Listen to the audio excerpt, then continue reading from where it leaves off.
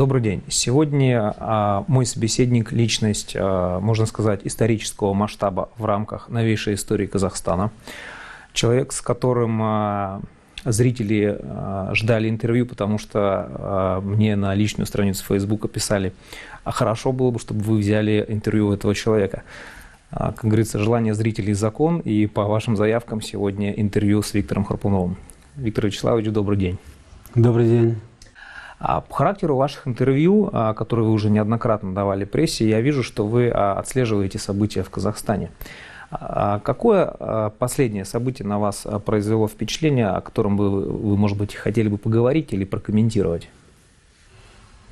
Да, спасибо вам за вашу информированность. Действительно, я стараюсь следить за всеми событиями, которые происходят в Казахстане, быть в курсе всех событий. Подчеркну еще раз, это наша Родина. И нам не безразлично, что сегодня происходит в Казахстане, в обществе. И вот последние события, которые наталкивают на мысль, что Казахстан, уверен, идет к потере, утрате какого-то суверенитета Казахстана в связи с вступлением в экономический союз, Евразийский экономический союз. И мы четко прослеживаем то, что Кремль сегодня взял курс на введение единой валюты. Я думаю, что там уже принято решение о том, что будет единая валюта Евразийского экономического союза. И наверняка это будет рубль, ясно и понятно. То есть, вступая в этот союз, Казахстан утрачивает суверенитет. И вот после того, как прошла такая информация, почему-то я вспомнил один такой сюжет из жизни, когда президент говорил, что я буду первым и последним президентом Республики Независимого Казахстана. Тогда мы, кто слышали это высказывание, понимали как шутку, что он просто смеется над тем, что говорит. А вот все эти процессы, происходящие сейчас в Казахстане, единый таможенный союз, единое экономическое пространство, многовекторность политики нашего президента позволяет сказать, что он был в какой-то мере, наверное, откровенен с нами, говоря, что он первый и последний президент Республики Казахстан. То есть вы хотите сказать, что Назарбаев, на самом деле это шокирующее заявление, сейчас я слышу. Вы хотите сказать, что то есть Назарбаев целенаправленно, как бы достаточно долго шел к этой цели, к этой идее. Просто мне сейчас вспомнилась история программы «Суперхан». То есть говорят, что она есть, правда, я не встречал людей, которые могли бы сказать: да, я ее читал. Вот что вы знаете об этой программе, потому что, в общем-то, вот это укладывается в рамки этой программы. Да, Игорь, программа «Суперхан» есть. У меня есть 3 варианта программы «Суперхан».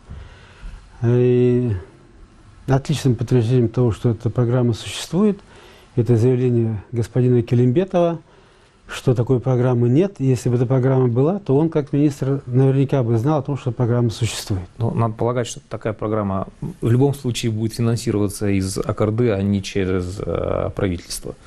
Да, конечно, она будет финансироваться из АКРД, это понятно. И когда читаешь эту программу, то удивляешься. Там прописаны буквально все моменты, которые сегодня происходят в Казахстане. И даже отслеживается то, что в определенный момент развития казахстанского общества и государства, Казахстана и его независимости, если можно так назвать, наступает такой момент, когда необходимо запугать народ. То есть создать такой эффект того, что вот терроризм грядет не сегодня, а завтра, и в Казахстане будут такие применяться методы мирового устрашения населения, людей, лидеров, которые стремятся изменить жизнь к лучшему в Казахстане. То есть все это прописано в этой программе, и шаг за шагом эта программа реализуется, и даже спасибо республики очень четкие дают репортажи о том, программа «Суперхан» номер 1, номер 2, текущий момент. Все это я там почитал, подобрал и смотрю, как развиваются эти события. Я правильно понимаю, вот ваша реплика по терроризму в рамках программы – это мероприятия, которые разрабатываются для усиления имиджа президента, то есть для значимости его фигуры, которая находится в опасности, или как? Игорь, в этой ситуации я чуть-чуть пораньше еще хочу вернуться в историю, когда наш президент на одном из заседаний Совета Безопасности вдруг при всех заявляет: а вы что, службы моей безопасности, не можете сказать народу, что были организованы попытки покушения на меня? И генерал Шабдарбаев поднимается и говорит: ну, и пожал плечами, ну что, не можешь обнародовать? И вдруг на следующий день в средствах массовой информации появляется информация о том, что иностранные средства массовой информации и разведки доложили Службе безопасности Казахстана о том, что было подготовлено 2 покушения на президента. И этим самым тут же последовала реакция усиления Службы безопасности президента Республики Казахстан. То есть в этой ситуации это можно расценивать как предмет устрашения народа Казахстана.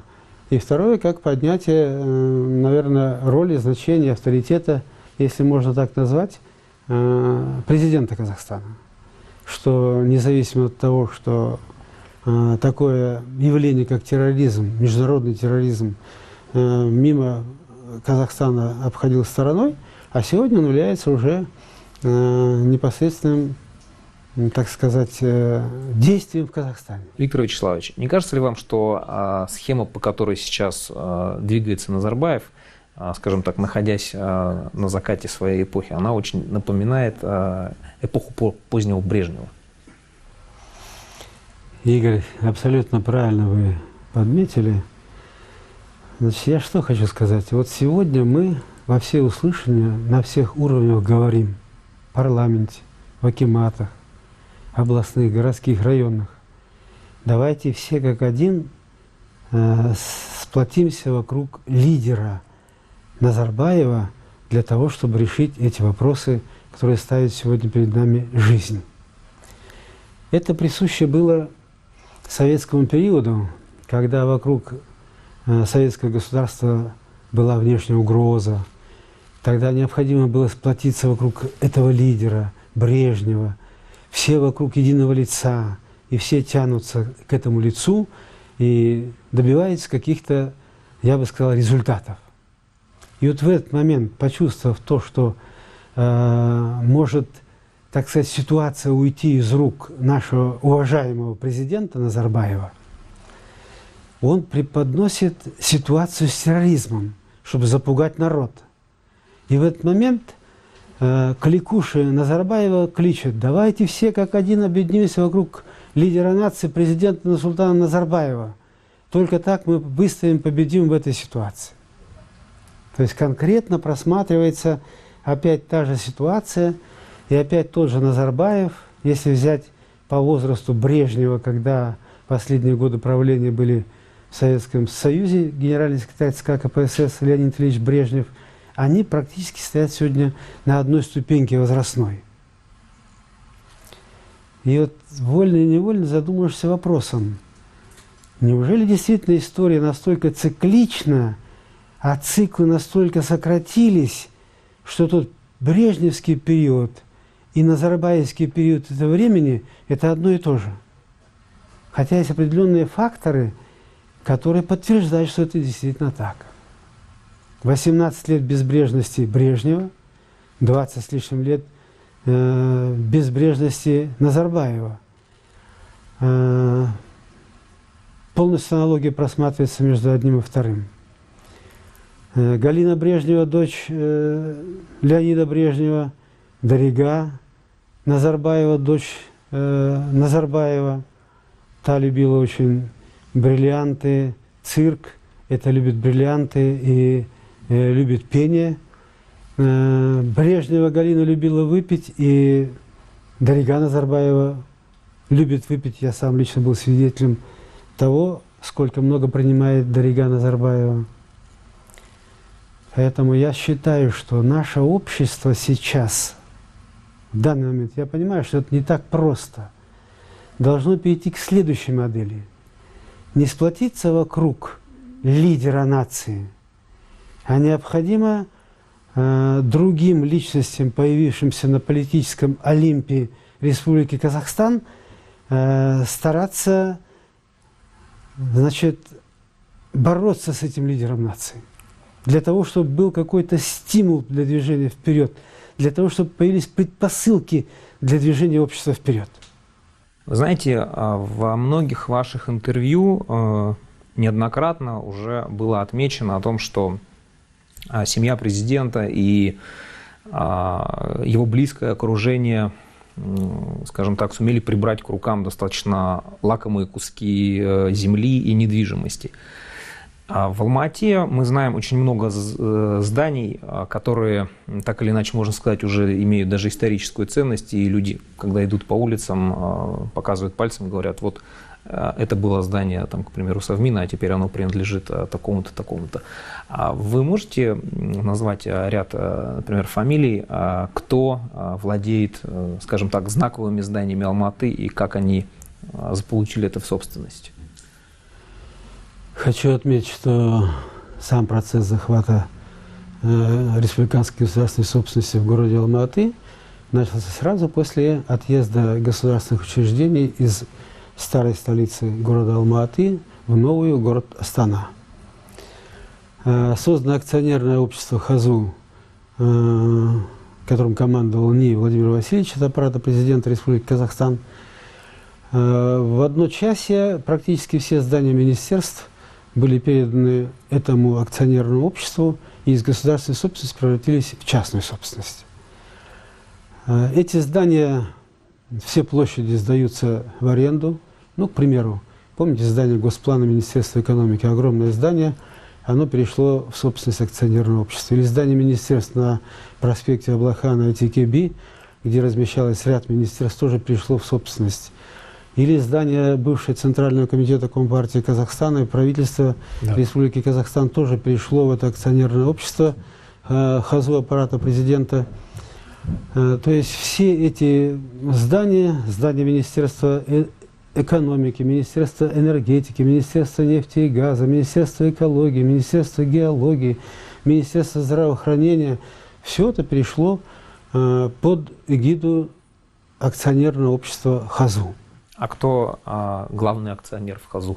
Ну, я думаю, что Америку я не открою. Это ХАЗУ подчиняется президенту, и все вытекающие последствия отсюда сами говорят за себя. То есть можно сказать, что фактически росчерком пера, решением весь государственный вот этот баланс был передан, можно сказать, в частную собственность. Частную собственность, да. Вот из государственной собственности превратилась в частную собственность. И сдаются в аренду эти деньги под, так сказать, благовидным предлогом. Причем хочется отметить для казахстанцев, что предлог был очень благовидный. Что деньги, поступающие от аренды этих помещений, которые будут осуществляться в городе Алма-Аты, перечисляться будут в бюджет. В фонд строительства Астаны, дабы бюджеты и деньги не тратить на строительство Астаны. Но мы-то понимаем, что деньги из частного предприятия никаким образом в Астану не попадали, и оттуда шли деньги только из бюджета. И хочу подчеркнуть, что даже вот работая в акимате города Алма-Аты, когда мы, в принципе, уже вышли на очень хороший процент собираемости бюджета в консолидированный бюджет Республики Казахстан и стали донором, главным донором республиканского бюджета, причем не имея ни каких природных ресурсов, деньги у нас забирали по команде президента, отправляли на строительство Астаны и говорили, Алма-Ата и это переживет.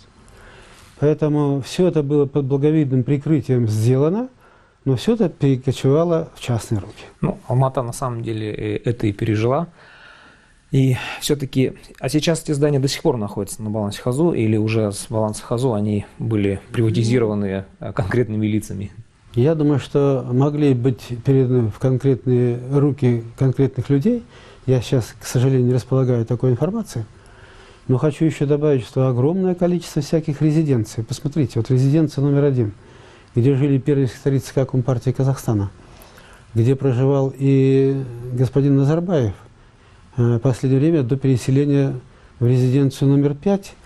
Все ее называли Кунаевской резиденцией, и Назарбаев долгое время не решался переселиться в эту резиденцию номер 5, Кунаевскую. Наверное, боялся духа Кунаева, как я понимаю, в связи с тем, какую подлость сделал он по отношению к Кунаеву. Кунаев его вытащил практически из рядового секретаря парторганизации Кармедкомбината. Благодаря случаю с господином Полтораниным, мы прекрасно помним эту ситуацию. Затем он стал вторым секретарем обкома партии и перешел в секретари ЦК Компартии Казахстана, минуя все ступени, которые только можно было проскочить, благодаря Кунаеву. И, видимо, этот дух Кунаева не позволял Назарбаеву заселиться в эту резиденцию. И резиденция номер 2, где жил сам премьер-министр. Резиденция номер 3, вы помните, на Фурманова была дом приемов огромный был. Это было здание отнесено к республиканской, как республиканское историческое здание. Но вместе с тем это не помешало Назарбаеву и вместе с ним теми, кто командовал этим ХАЗУ, снести это здание и на этом месте построить сегодня мощный ресторан, который построил господин Ни Владимир Васильевич. Резиденция номер 4, резиденция на Копчегайском водохранилище. Резиденция номер 5, о которой я говорил. Санаторий номер 1 Совета министров, вы помните, наверх по Достык, а затем на улицу Горную, Арман, где жили заместители председателя Совета министров, все министры проживали. Великолепная была там резиденция, ресторан. Все это перешло в частные руки. Санаторий ЦК КПСС Алмалы. Вы помните, когда мы едем вверх по Достык с правой стороны, это перешло в частные руки с гостиницей, с коттеджами, с плавательным бассейном, со спортивным залом, с фитнесом. Полный набор был всего, что и сегодня соответствует, так сказать, потребностям современного человека. Неужели это все принадлежит Назарбаеву? И это все принадлежит тому человеку, как вы назвали, это принадлежит Назарбаеву на сегодняшний день. А, кстати, я слышал такую информацию, что брат президента Болат Назарбаев имеет порядка 1000 гектаров земли в ущелье. Так это или нет? Игорь, я не удивлюсь, если фактически там будет не 1000 гектаров, а будет и 10, и 15 тысяч гектаров земли у Булата Назарбаева. Если говорить об этом ущелье Ушконур, как они его называют, это наше родовое имение. Представляете, родовое имение. Значит, я сам свидетель. Мы приехали с Булатом Назарбаевым туда, и он, показав взмахом руки от одного горизонта до другого горизонта, и сказал: все, вот эту землю теперь сегодня мне брат отдал мне. Это самые лучшие, так сказать, земли Джайляу, где всегда исконно коренное население выпасало своих овец и лошадей, а сегодня это, опять же, одним росчерком пера попало... Сегодня там пасутся лошади Назарбаева. Да, попало к Булату Назарбаеву. И это лично Булат мне сказал, что вот это все мое, теперь брат отдал мне. Мало того, по крайней мере, насколько я владею информацией, она из достоверных источников, что львиная доля земель Карасайского района, Энбекши-Казахского района, Талгарского района, Илийского района, то есть все, что вокруг Алма-Аты, с высоким балл-бонитетом земли, они сегодня тоже находятся в руках семьи главы государства, а проще сказать, наверное, у главы государства. А вы помните, наверное, где-то 6, по-моему, лет назад правительство приняло решение раздавать участки земли под индивидуальное строительство, и очень быстро случился скандал в Алма-Ате, потому что оказалось, что элементарно нет земли, которую можно раздать алматинцам. Ее нет в городе, ее тем более нет в области, потому что куда ни коснись, вся земля так или иначе кому-то принадлежит, она перешла в частную собственность, и даже не факт, что она как-то используется по назначению, то есть огромные участки земли, 1000 гектаров, находятся в запустении, но так или иначе кому-то принадлежат. А вот вы знаете, кому принадлежат, например, самые такие, скажем, лакомые куски в области, и как происходила передача таких вот земель? Ну вот посмотрите, взять город Алма-Ату. Конечно, мы были зажаты рамками границ города. Тут вы абсолютно правильно сказали. Я прекрасно помню тот ажиотаж, тот бум, когда было принято это решение, что каждый житель имеет право получить 15 соток для строительства индивидуального жилья в городе Алма-Аты. И этот поток людей, писем, заявлений в акимат города Алма-Аты просто обескуражил нас тем, что у нас просто не было фактически этой земли. Город Алма-Аты всегда держали в черном теле земли вокруг Алма-Аты акимами районов сельских и акимами областей Алма-Атинской области раздавались приближенным лицам. Что скрывать? Ну, к примеру, земля около трамплина, которая пробитым мною перед президентом и правительством, постановлением правительства, входящая в 20-километровую зону единого градостроительного управления, регулирования города Алма-Аты, никто не имел права выдавать землю вокруг, в этой зоне, 20-километровой зоне, и вдруг появляется постановление акима Алма-Атинской области господина Есимова о передаче определенного количества, большого количества земли Юрию Цхаю для строительства гольфного поля. Это трамплин, вот выше Альфа-Раби, который в районе Баганашева. Да. И вдруг через несколько лет, год-два, наверное, проезжая это место, вижу, что там построены коттеджи. 2 и 4 еще строятся. Посылаю туда специалистов, выясняется, что эта земля отдана Цхаю, и Цхай распоряжается ей так, как хочет, хотя в постановлении написано, что для гольфного поля. И вот так земля вокруг Алма-Аты, хочу еще отметить, что был такой совхоз Алатау, и все лучшие земли вокруг города Алма-Аты принадлежали совхозу Алатау.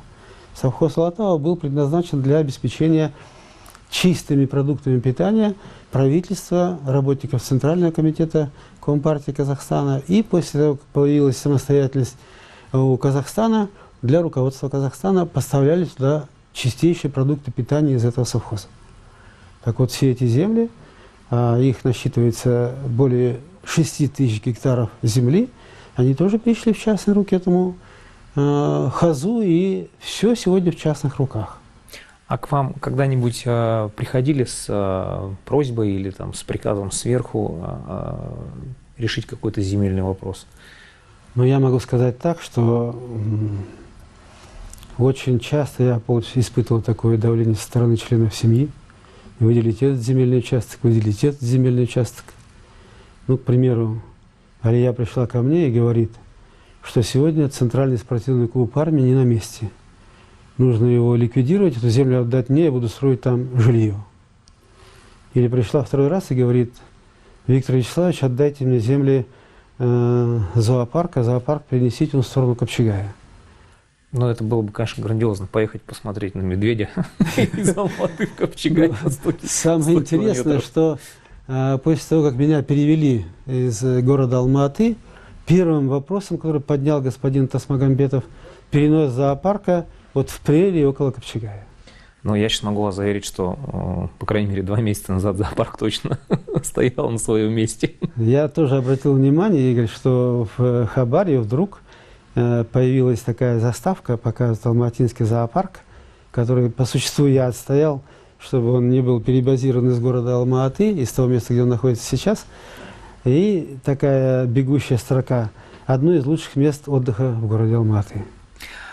Я не случайно начал в смысле не начал, а сказал о том, что очень многие земли говорят, что принадлежат Назарбаевой семье.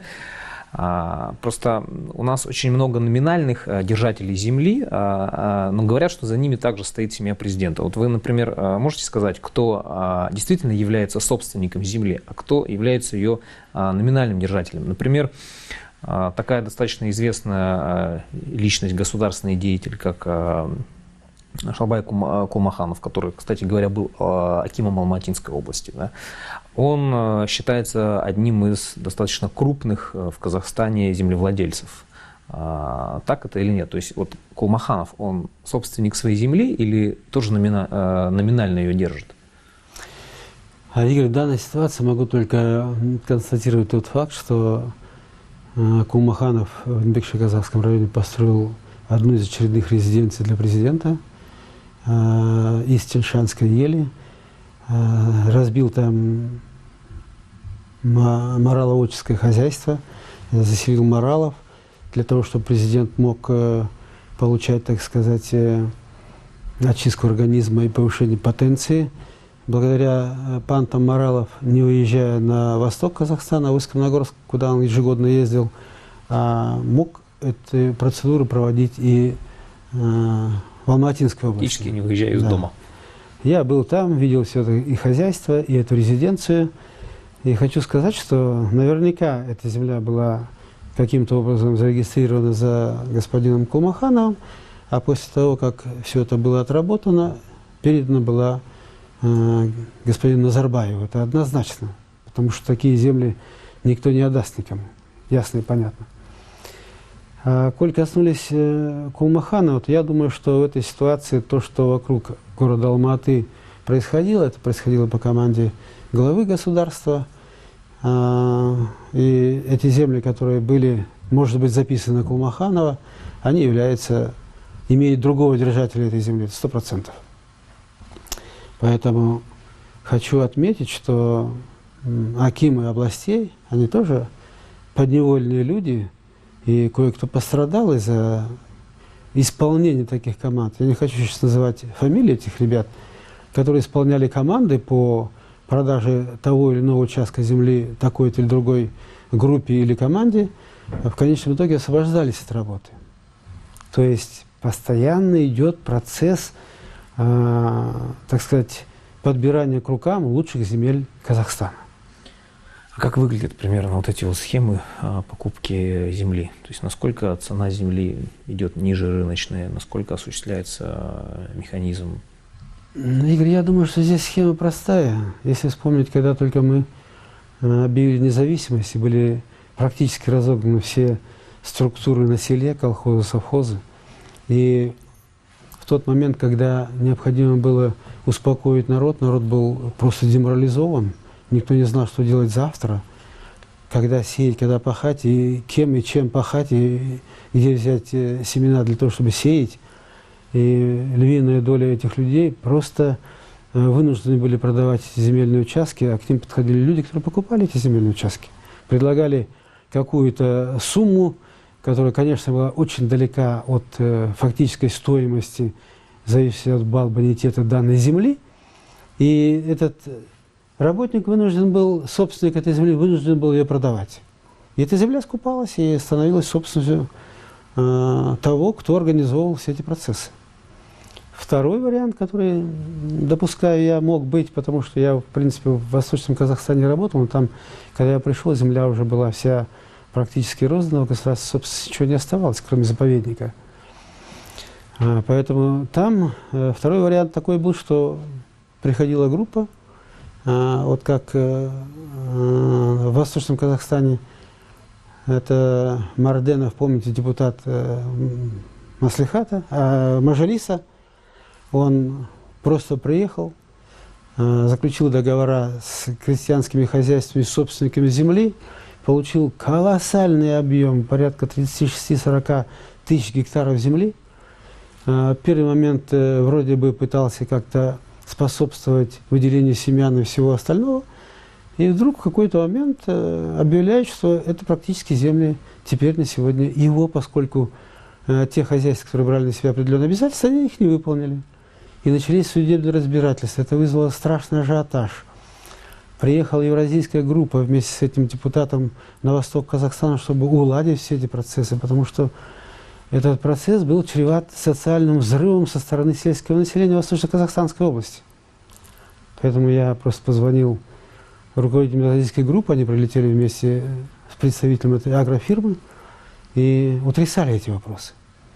То есть механизмы какие угодно, и один из механизмов – это банки, беря землю в залог, конечно, за самую минимальную стоимость, которую они могли взять, давали кредитные ресурсы, естественно, люди не рассчитывались, и эти земли переходили в банк.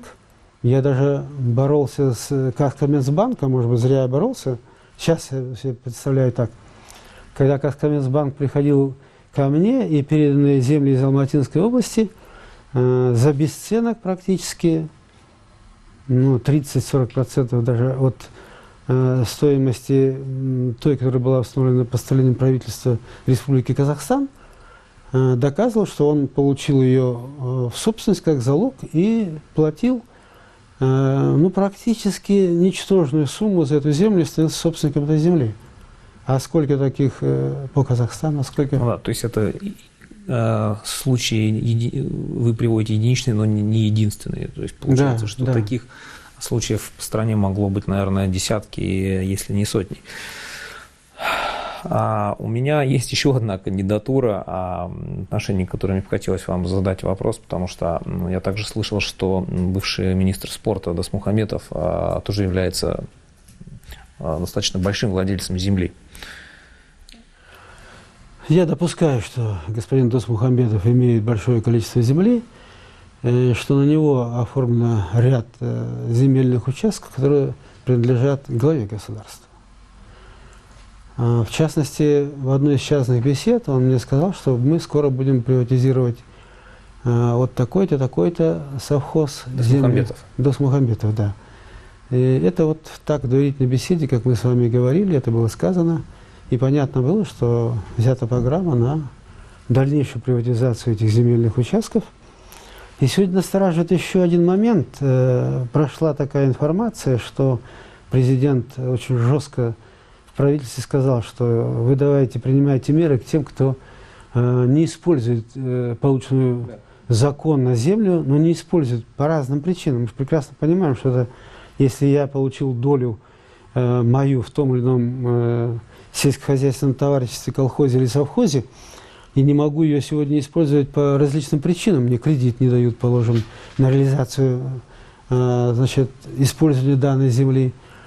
Это настораживает то, что идет уже второй этап отбирания земельных долей у населения Казахстана и перераспределения этой доли, опять же, подведя законную основу, что земля не используется этим человеком по назначению, ее нужно изъять и отдать тому, кто использует по назначению. Причем, если посмотреть ту систему, которая выстроилась сегодня в сельском хозяйстве, это агрофирма, которая дает кредиты для поддержания сельского хозяйства, которая поддерживает сельхозников на сегодняшний день, которая дает возможность покупать удобрения и прочее, прочее, которая позволяет сегодня сельскохозяйственную продукцию, в частности, зерно, доставить, оплатив часть расходов за транспортировку данного зерна в порты для вывоза ее за пределы Казахстана. И взять любого сельхозпроизводителя, который вырастил даже наивысший урожай, пусть 40-45 центнеров с гектара на землях с балл-бонитетом 60-62, то он не довезет это зерно, у него не хватит финансовых ресурсов для порта назначения. То есть избирательно идет поддержка тех товаропроизводителей, которые являются номинальными держателями земли, и уничтожение тех, которые сегодня еще не сговорчивые, но, подведя, так сказать, законную основу, мы забираем землю, перераспределяем, и эти люди остаются вообще ни с чем. Знаете, я сейчас вспомнил фрагмент одного из ваших прошлых интервью, и там вы рассказывали о том, как одна из дочерей Динара решала вопрос системы образования в Казахстане. И там прозвучал такой момент, что как-то президент однажды выступил, сказал, очень много вузов частных у нас развелось, нужно наводить в этом порядок, в этой области порядок. То есть со стороны звучало так, что президент действительно обеспокоен системой образования. Да? На деле оказывается, что он решал бизнес-вопросы дочери. Сейчас вы рассказываете о земле, и тоже, что с Хабара может звучать как действительно забота там о земле, о развитии сельского хозяйства. Опять же, получается, звучит как, в общем-то, забота о перераспределении в вопросах своей земли. У меня просто невольно вопрос возникает. Нурсултан Абишевич что-то делает в интересах общества и государства, или все его вот такие выступления, они за собой скрывают какие-то личные интересы всегда? Я в последнем интервью сказал о том, что сегодня нашим президентом все-таки управляют дети. И все, что делается сегодня в Казахстане, в основном это дальнейшее развитие бизнеса, семейного бизнеса в Казахстане.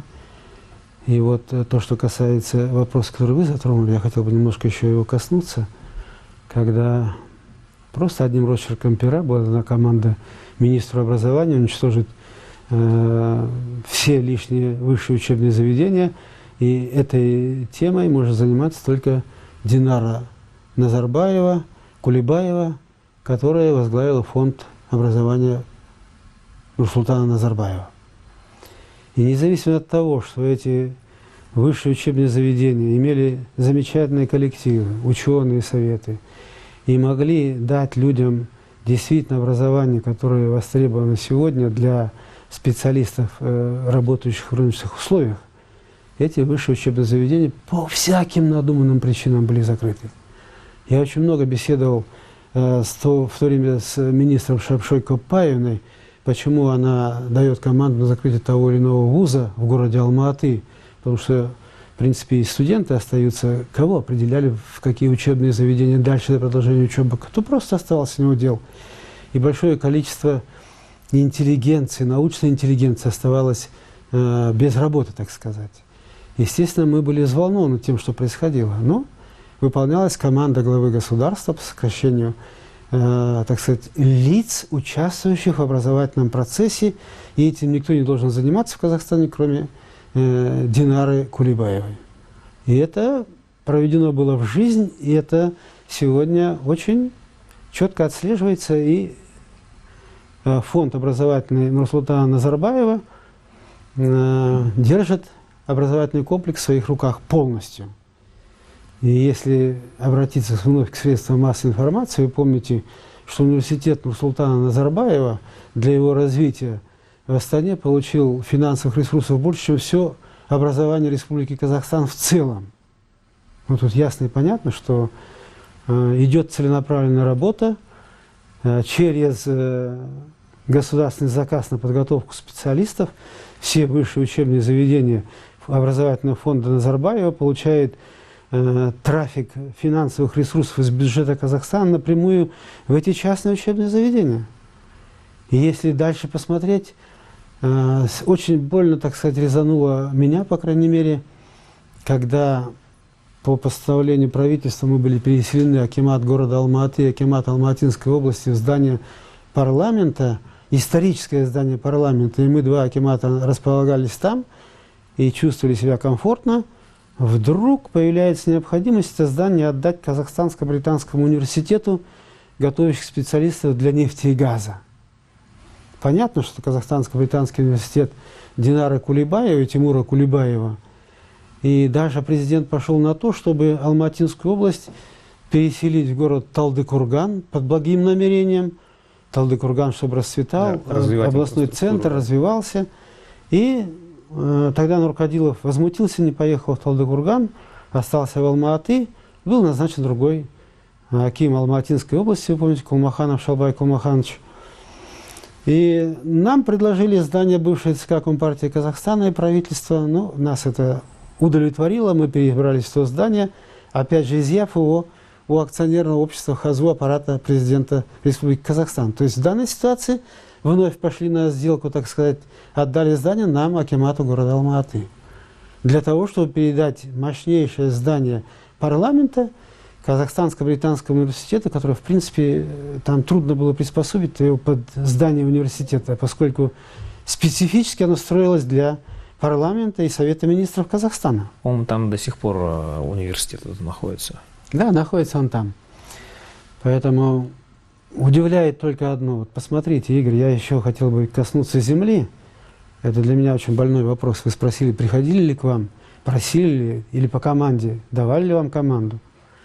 Вот я хочу вспомнить тот сад, который является и сейчас еще легкими для города Алма-Аты.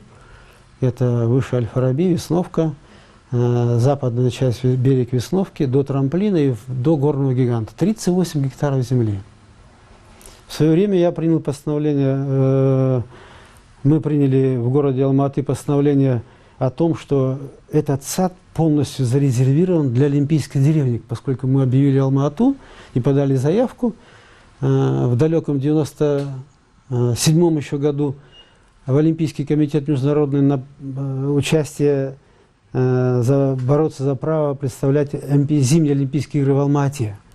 И мы зарезервировали этот сад для Олимпийской деревни. Прям приняли постановление маслихата, чтобы никто не имел права его забрать. Ко мне пришли в последний год моей работы, в 2004 году, группа лиц, представили, что они от Абыкаева, и просят, чтобы я им продал этот сад. Я им отказал. Раздался звонок Абыкаева: ты что, не понимаешь, все согласовано, этот сад должен быть отдан этой группе людей. Я сказал, этот сад зарезервирован для Олимпийской деревни, и я хоть где, на каком уровне буду отстаивать, что этот сад должен остаться как легкий для города Алма-Аты. Инцидент этот был в принципе исчерпан, что перестали ко мне, так сказать, приходить с такими, я бы сказал, гнусными предложениями. Но в 2005 году или 2006 году мой преемник Тасмагамбетов продает этот сад за баснословную сумму. Я об этом вынужден был сказать президенту. Он мне конкретно сказал: это не Тасмагамбетов продал этот сад, а у меня вырвалось. Тогда это вы дали команду. То есть, видите, как то, что дозволено Юпитеру, позволено Юпитеру, не дозволено Марсу. Поэтому попираются все нормы, все каноны, все законы, все принципы ради достижения только личного блага. Я сегодня здесь, потому что вчера мы выступали в ООН и говорили касались там очень плотного темы Жана Азеня. Я бы хотел вас спросить, как человека, который хорошо знает президента, а почему он так и не объявил траур по жаноазенским событиям, как вы думаете? Да, очень интересный вопрос. В данной ситуации, я думаю, что поскольку те рабочие нефтяники, которые боролись за отстаивание своих прав, которые боролись за то, чтобы была создана достойная их труду жизнь и обеспечена заработная плата, достойна вкладу в дело добычи углеводородов с этого месторождения. И когда налицо явная дискриминация между казахским рабочим и рабочим китайским, когда просто в наглую выкачивается богатство земли из этого региона, и компания, которая выкачивает эти богатства и обогащается, не несет никакой ответственности за развитие этого региона, не создаются новые производства, сфера жизнедеятельности человека на этой территории, где все люди как рабы зависят только от работодателя, от этой нефтяной компании, и они не могут, так сказать, хлопнуть дверью и не согласиться с тем, что им предлагает руководство этой компании, и уйти на другое предприятие, их просто нет. Это политика президента в Казахстане.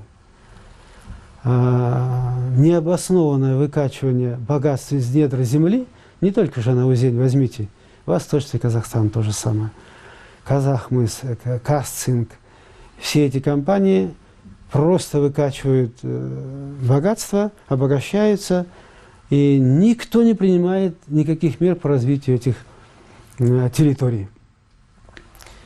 И учитывая то, что была дана команда, а зная систему управления в Казахстане, где ни один министр, ни один губернатор, ни один аким не сделает ни одного шага без команды президента, я твердо убежден и уверен, что была дана команда президента на расстрел этих рабочих. И полицейские применили оружие в тот момент и в то время, когда не было никакой необходимости применять оружие против мирных забастовщиков, которые отстаивали свои права. И вот, учитывая эти факторы, президент, конечно, не мог пойти на то, чтобы объявить траур, поскольку по его команде были расстреляны люди. Виктор Вячеславович, вы, конечно, делаете такие достаточно серьезные заявления в своих интервью, и у меня просто возникает вопрос. А вы не боитесь вообще, не опасаетесь говорить такие вещи? Да, я понимаю, что вы находитесь далеко от Астаны, но в любом случае вы находитесь, скажем так, на этой планете. То есть, действительно, насколько вы себя сейчас безопасно чувствуете? Игорь, резонный вопрос, спасибо. Мы чувствуем и здесь длинные руки и щупальцы диктатора Назарбаева. Даже находясь здесь, вы правильно отметили, далеко от Казахстана, мы чувствуем на себе действия спецслужб Казахстана. Ну, достаточно сказать, что есть же люди, которым не безразличны в Казахстане, что происходит. Раздался мне телефонный звонок о том, что вот в ближайшее время бригада 4 специалистов вылетает в Женеву, Комитет о нас безопасности, специально по вашему вопросу.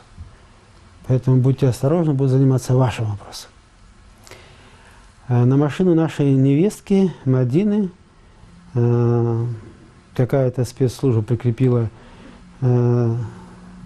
специальный прибор, который обеспечивал слежку за этим транспортным средством, прослушку, что происходит в этом транспортном средстве. Значит, эти средства слежения за передвижением нашей невестки были выявлены. Было дано заявление в Генеральную прокуратуру Швейцарии. Возбуждено уголовное дело по факту обеспечения слежки, незаконной слежки на территории Швейцарии. Какая-то группа людей, нанятых, я уверен, соответствующими службами Казахстана, производила физическую слежку за детьми, за внуками нашими. Снимали их на видеокамеры, на фото. Это все зафиксировано членами нашей семьи, сфотографированы эти лица. Материалы переданы в соответствующие органы Швейцарии. То есть, даже находясь здесь далеко, мы чувствуем, что сегодня, я бы сказал, такой агрессивный стиль режима Назарбаева, он пытается запугать нас и здесь, и заставить нас замолчать. А здесь общество совершенно другое, вы же понимаете. Это вызывает, наоборот, недоумение. Как это так? На территории Швейцарской конфедерации вдруг какие-то спецслужбы ведут незаконные наблюдения за резидентами Швейцарии, и это воспринимается очень негативно и очень остро. Поэтому хочется, конечно, чтобы эти все щупальцы были обрезаны, оборваны.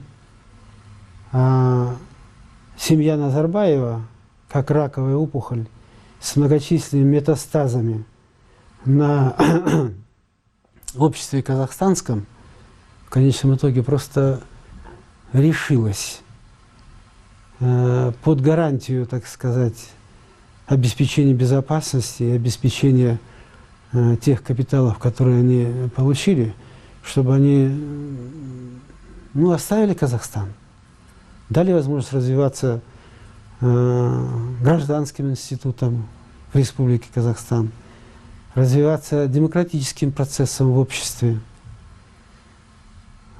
Пока, к сожалению, авторитарный режим. Ну да, вы же понимаете, что этот режим на это просто не нацелен в принципе. Кстати говоря, вы знаете, что существует в недрах спецслужб казахстанских, условно говоря, назовем его так, список Храпунова, в нем состоят несколько сотен, может быть даже тысяч, я не знаю, граждан. Я точно знаю, что есть такой список. Если кто-то из казахстанцев когда-то с вами пересекался по каким-то рабочим деловым вопросам, и это было зафиксировано, то эти люди негласно не могут покинуть страну. Я просто знаю один такой случай, когда знакомые не смогли уехать на отдых, потому что даже пройдя уже пограничный контроль, их фактически сняли с самолета, потому что пришел сигнал о том, что они состоят в таком списке Храпунова. Да, к сожалению, режим пошел на это.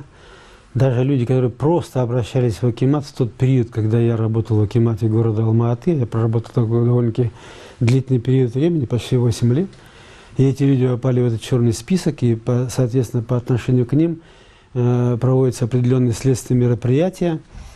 И эти люди не имеют права, без объяснений, кстати, когда людей снимают самолет, такие факты у меня тоже имеются, снимают самолет, уже пройдя пограничный контроль, и вдруг им при посадке в самолет говорят: вы не имеете права вылетать этим рейсом. И на вопрос, а почему, по какой причине, они объявляют, что мы не компетентны вам что-либо сказать, но предупреждаем вас, что вы не имеете права лететь, пройдемте вот туда-то. И люди возвращаются назад, и никто не имеет права вылететь за пределы Казахстана. Это старый испытанный метод, я понимаю прекрасно, но одно только волнует и беспокоит, что настоящих преступников уже в Казахстане нет. Нет тех людей, которые убивают людей, нет тех, которые грабят людей, нет тех людей, которые насилуют наших женщин, нет тех людей, которые являются действительно преступниками, и силы такие брошены на то, чтобы дискредитировать бывшего чиновника, соратника Виктора Храпунова, членов его семьи перед казахстанским обществом. Меня вот это сильно удивляет и поражает. Огромная группа специалистов всего Казахстана собрана в Алма-Ату. И эта группа ведет... Тратят деньги налогоплательщиков, да, кстати говоря. за счет денег налогоплательщиков. Абсолютно правильно. И эта группа ведет свои следственные мероприятия. Группа получила команду ФАС. Раз команда есть, компромат мы накопаем любой ценой. И идут в ход любые способы и методы, вплоть до физического воздействия. Ну, представьте. А были уже какие-то угрозы в ваш адрес? Ну, и угрозы были, чего скрывать. К примеру, высокообразованный, высококультурный человек какое-то время работал в структуре, которая каким-то образом соприкасалась с нами. Вдруг ему на голову одевают маску, руки, ноги заковывают в кандалы, как в Средневековье, сажают на самолет, везут куда-то неизвестно куда. И на всем протяжении он сидит в этой маске, в этих кандалах, передвигается в этих кандалах. Это что, государственный преступник? Или это гражданин Республики Казахстан, которому нужно применить санкции по команде сверху? Вот это, Игорь, просто вызывает недоумение. Вместо того, чтобы бороться с преступником, который действительно сегодня совершает свои преступные деяния на территории Республики Казахстан, начинается работа по дискредитации тех людей, которые стали неугодными режиму и которые сегодня располагают информацией и знают лично систему незаконного обогащения семьи президента и лично президента. Спасибо. Спасибо за интересную беседу. Я желаю вам, чтобы здесь все было хорошо, чтобы швейцарская полиция работала намного эффективнее, чем казахстанские спецслужбы, и вы здесь, в конце концов, почувствовали себя в полной безопасности. Надеюсь, что наш разговор – это не последний. Мы с вами хотелось бы продолжить беседы по, скажем так, по написанию новейшей истории Казахстана. Спасибо, Игорь.